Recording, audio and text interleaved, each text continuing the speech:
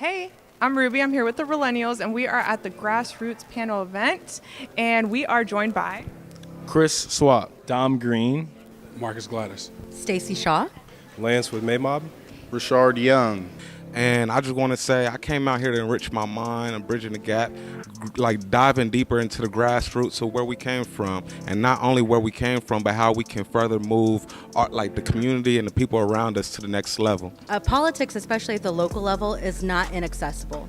And so politics, especially because it influences everything in your everyday life, that is for everyone, and it's for everyone to be involved and engaged in. So I hope that after this forum, that you can find a way to get involved and make a difference in Kansas City. just kind of getting an understanding of how everybody else feels about politics, or just how they feel about, moving the culture forward, or just how they want to get things done. Like, what problems do people have? And that's just something I feel like I don't really have enough connection to, besides solving my own problems and realizing other people have them.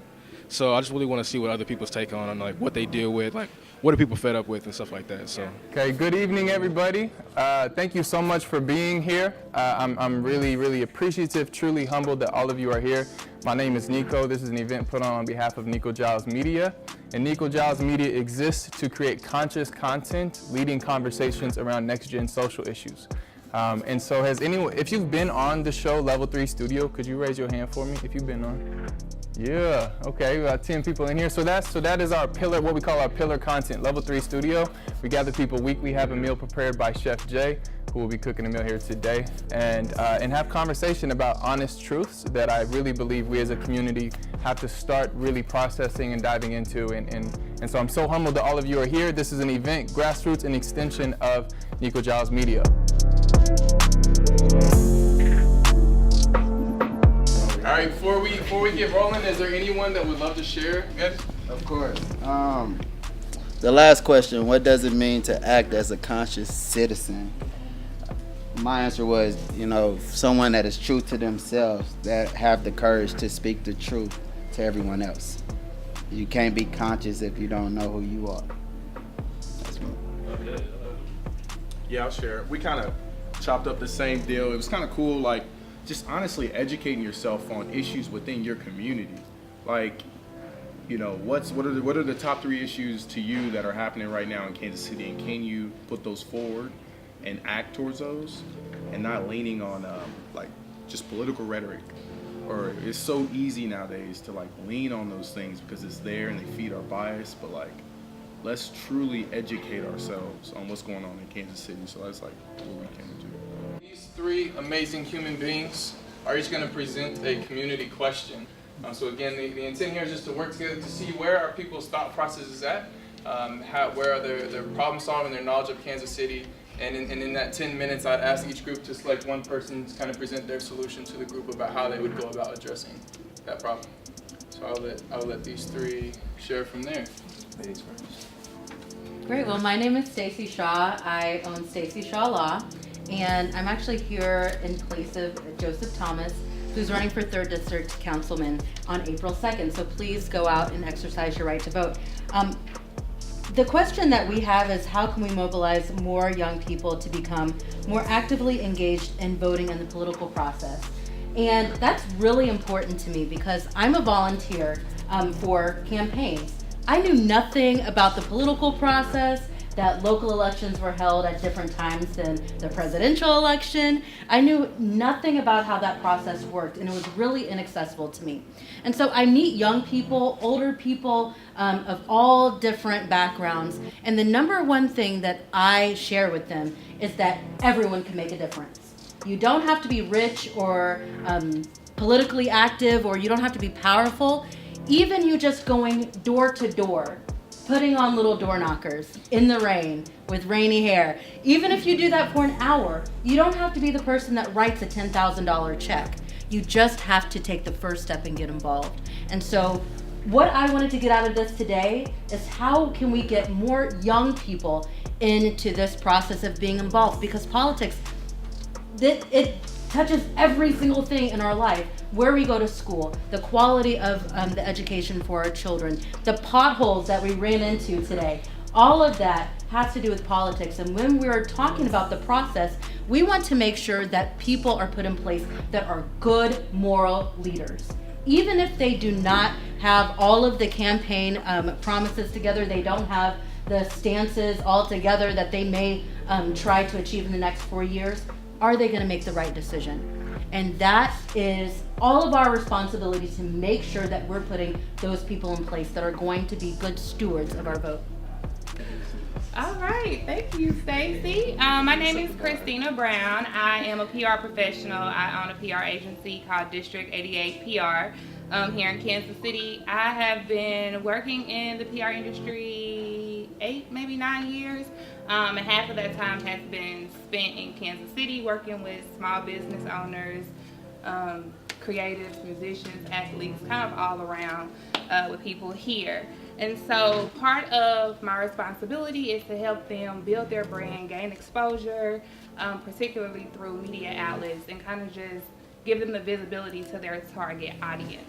So my question is, how could Kansas City utilize its collective resources to build more inclusive media exposure, better representing the diversity of our city's brand and brands? And one of the main issues that I've had with working with clients is the lack of exposure that they're able to get. A lot of times, you can have relationships with producers at, the news or radio stations or editors at the paper, and they kind of pass up on stories, and you see something else like, well, wait a second, we're talking about, something that's pretty irrelevant when you have community people that are giving back or having large events where thousands of people are coming here to, support one another, and they kind of pass on it. So that's my question, and something that I would like to kind of see change.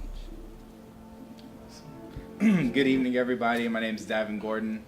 Just wanted to say everybody should give themselves a round of applause for being here today. Thank you to Nico for putting this together. I think it's so important that we, push the envelope a little bit and really have these deep conversations that aren't easy. They're uncomfortable sometimes. Anyways, so I'm the business development officer at All Cap. All Cap is a community development financial institution. I would say the last 3 years, I've just been really involved in community and economic development. And the further I dig into this industry, the more I start to realize how these systems are not working how they were intended to work. Or maybe they are, and that's where we're at today. But that's why I'm here. I really do want to see what sort of new, fresh ideas can we come up with that are going to address some of the community and economic challenges that we see here specifically in Kansas City. So Nick texted me, he's like, what's your question? I sent him this question, and he was like, bro, you gotta simplify that. I wanted to reconstruct the whole system today, but for simplicity's sakes, and so that we can actually have a constructive conversation, my question is, what is needed to better circulate local dollars to enhance social mobility and build equitable wealth in Kansas City? And I know we've got a lot of entrepreneurs here in the room. It's like, how do we better support our entrepreneurs so that they can create more jobs? They bank with local financial institutions. They're going to provide, so many new opportunities for Kansas City versus going to shop at Amazon does support small businesses, but going to some of these larger corporations where those dollars aren't staying in Kansas City. So how can we encourage, what do we need to do to get more folks buying local, supporting our small businesses? So thank you.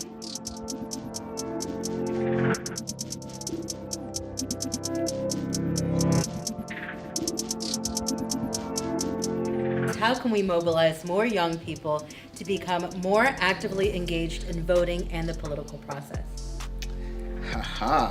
Yeah. I rode all the way over there for this one. But we had an awesome note taker, so I get to read notes, baby. All right, first of all, I just want to give my input on this topic is that we aren't involved.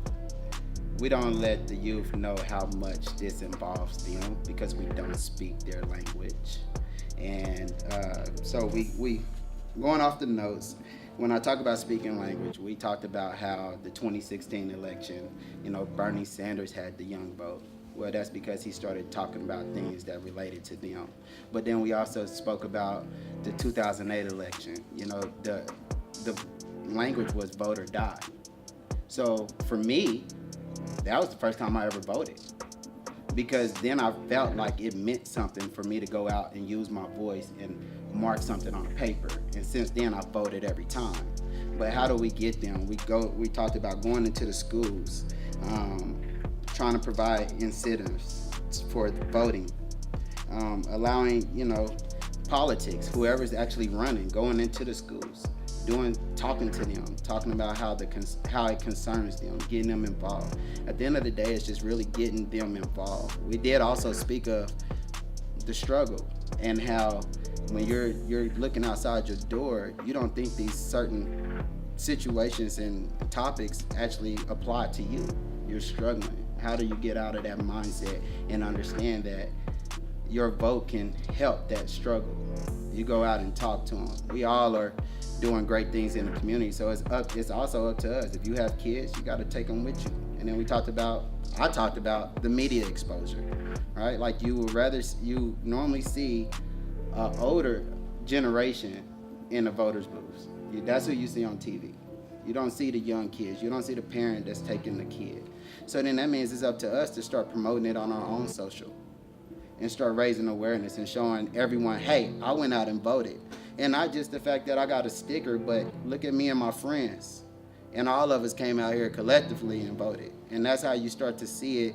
And then you bring your kids, no matter what. If they go to school at 7:20, then you up there at 6 a.m. Whenever it opens, you take your kids. Do not include them in what they're doing. So even though we had all these notes, it was great. And I think the other one was just get them engaged from the grassroots. Start them now.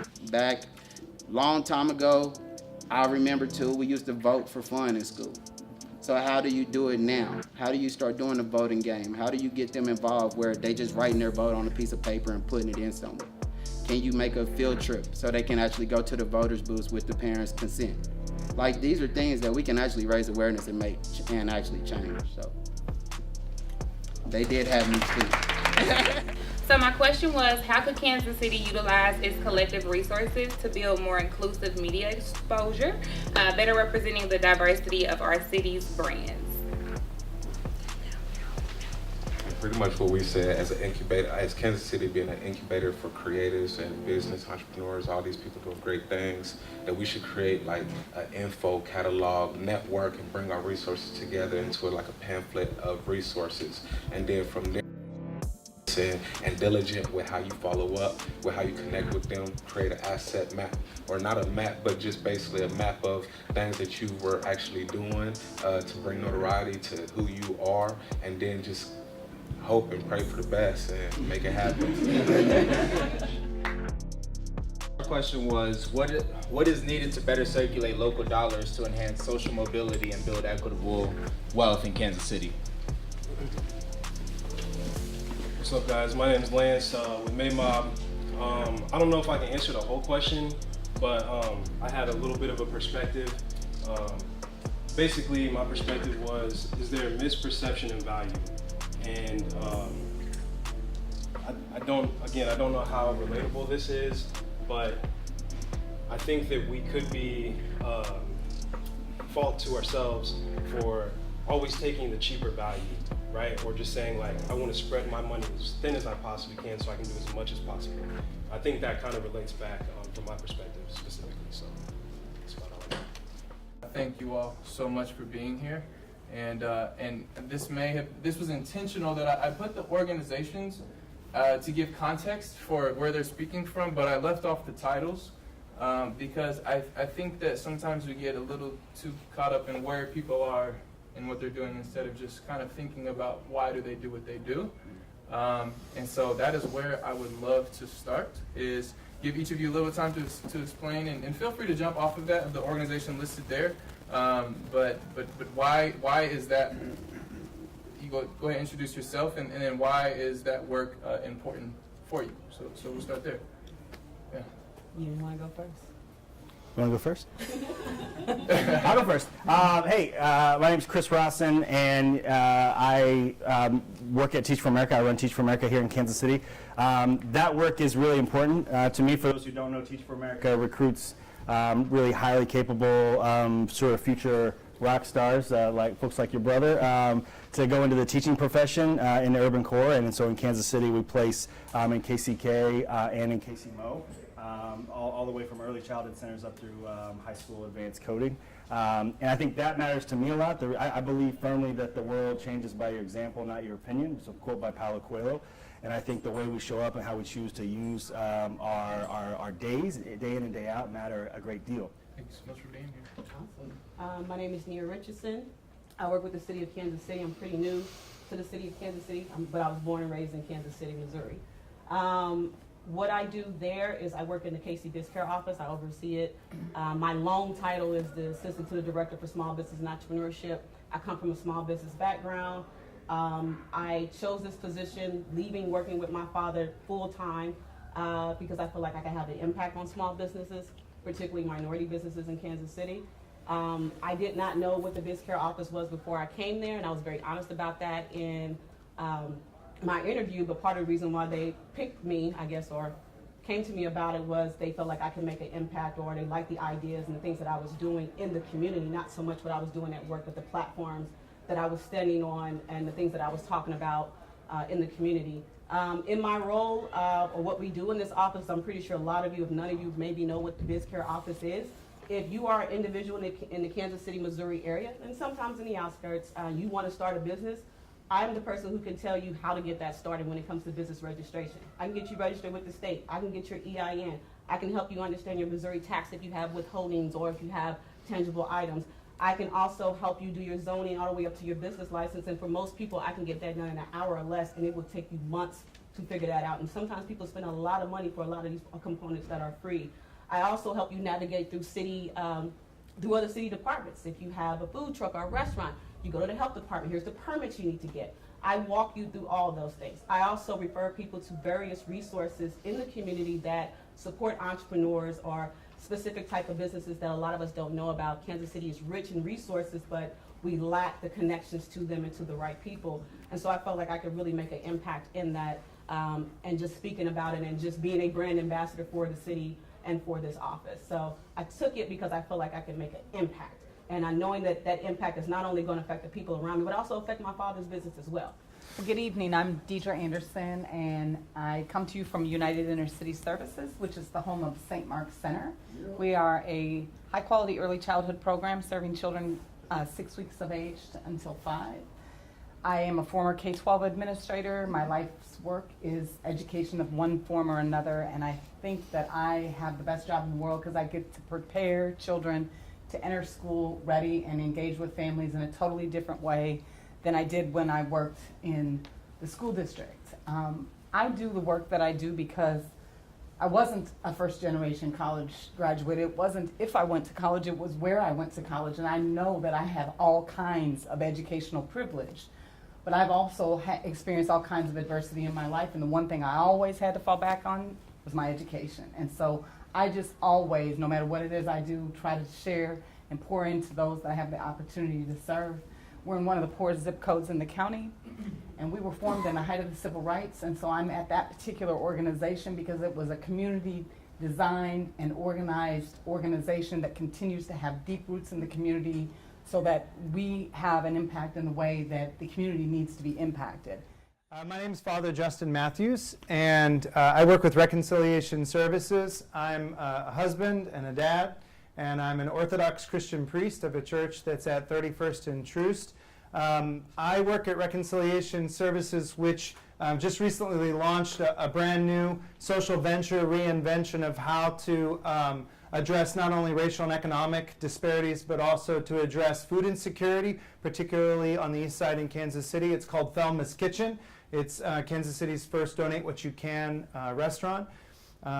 You all are invited to come down.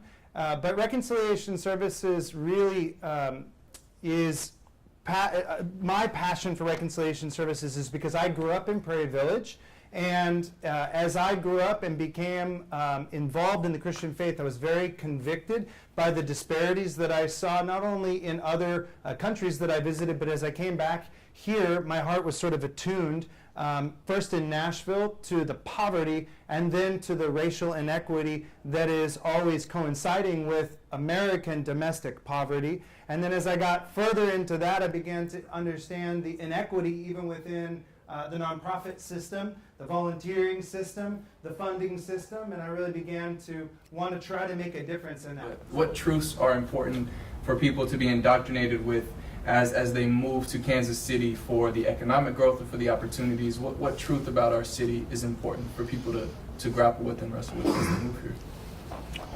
Well, I think he hit on a big part of it, which is just we can't ignore our history. We can't hide away from that. I actually, when I think about that, we do a lot of recruiting, obviously, to Kansas City. We talk about its perks. Of course, we talk about the stereotypical stuff, jazz, barbecue. We talk about all those sorts of things as well. But as we spend intentional time, I think, with the folks that we bring to the city to make sure that they understand both the history, they understand the opportunity, and that we don't shy away from the reality of the current situation, that while there is growth, it's not growth equitably everywhere, and that there are certain pockets that's happening in our city. I think if I could use a bit of an analogy, there's a concept. It's a pottery concept, not pottery concept, but like this kind of pottery concept. That is a Japanese concept called. I think I'm going to mess this. If somebody speaks Japanese, correct me on the pronunciation.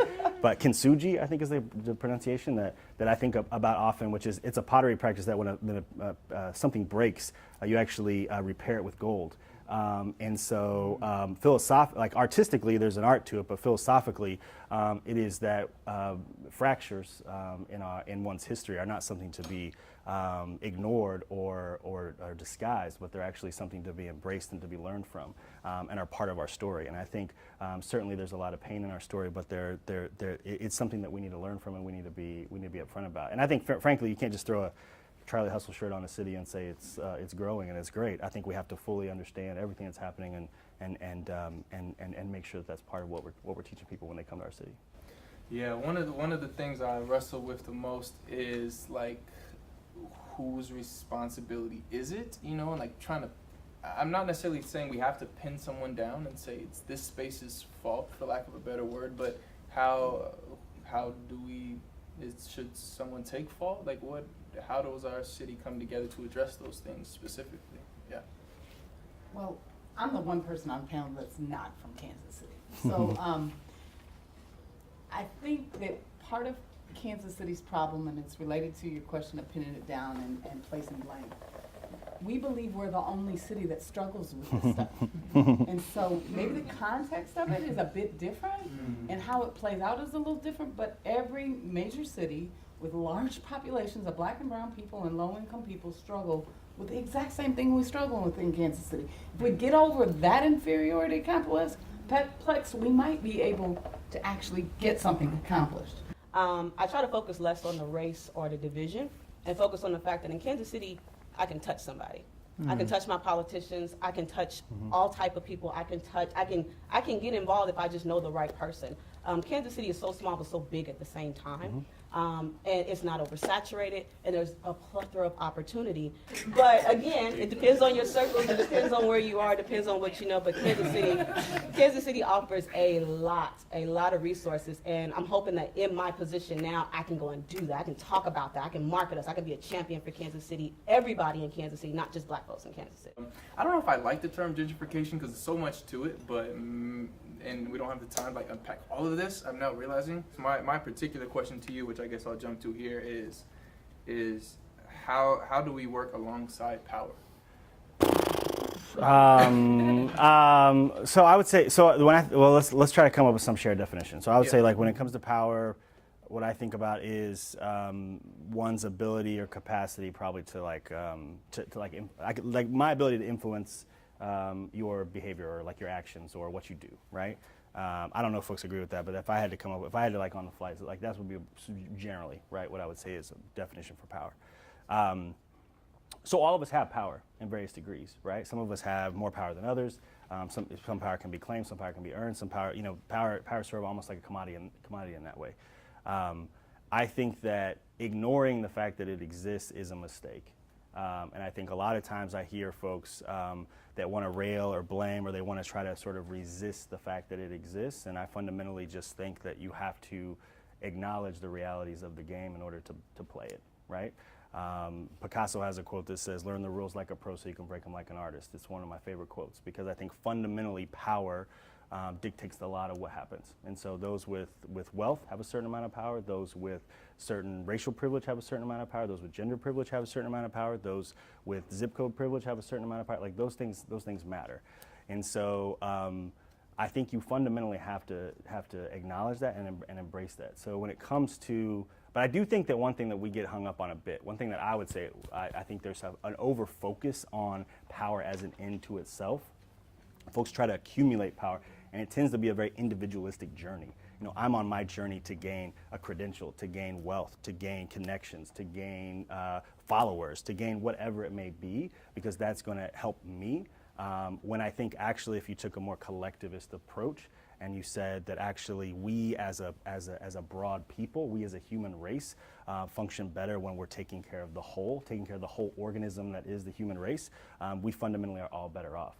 I think, and I'll end with this, I think there's I'm going to forget who said it. I want to say Jimi Hendrix. If it's not Jimi Hendrix, I apologize to the great Jimi Hendrix, that said that we'll never fully have peace until we value the power of love over the love of power. And I think fundamentally that's where I'm trying to get at. I think that there is this pursuit individualistically, but if we think about it in a different way, and we think about love as the commodity that we're trying to share, love as the commodity that we're trying to grow, love is the thing that day in and day out we're trying to earn in this world, I think that would be better off as a whole people.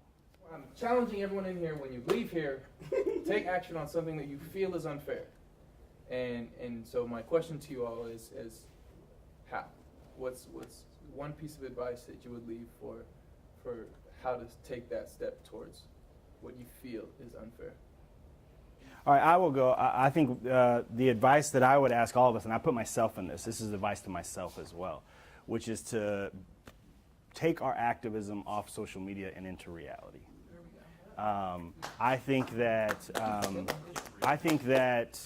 I heard it said the other day that never has there been a time in our history where we've achieved so little and documented so much, that's really stuck with me, because it's caused me to think that how many times I look the other way and then I'm like, yo, but like the direct comment, right, or like, you know, this post, that tweet, and instead I think that there's so much to be done in your immediate proximity. Put the phone down, look up, see what's going on around you, and I think we'd all be surprised at what is right in front of us that we could actually make a difference on. I am so vocal that now working for a government agency, how do I walk that fine line of calling the wrongs, but saying it in a way where I'm heard and not misunderstood, or the point that I'm trying to make is not oversought by the fact that I'm saying what I'm saying and how I'm saying it. And I had a recent incident where I went into a meeting as a city staff person, and I was so disgusted by the conversation that was happening and the people who were sitting at the table who should be in a different position and saying different things, and realizing that if they go this direction, it will completely destroy something, and nobody is really understanding that. And I got up and I just said how I felt. And then I got the phone call the next day about, you know, what I said and how I said it. I thought about apologizing, but then I thought to myself, was I wrong? Like, was it facts? Was it truth? And if it is, why should I have to apologize for that? Yes, I know I'm aggressive in my speech and how I speak, but there's a reason for that. Because if I was just very shy and timid, and I was that way, not even shy and timid, when I just spoke very softly and, you know, and everybody say their piece, no one heard me. Every experience you've had in your life was allowed for a reason. Right. But it's up to you to explore why and what you've gone through, and then to share that with others, because we struggle the way we do because we suffer silently and we don't share our life experiences and our lived experiences. And I cannot tell you, I always say to folks, I look like this, but you don't know what I've been through. And so I share what I've been through because that is how I believe that you build community. And when you build community, life is better.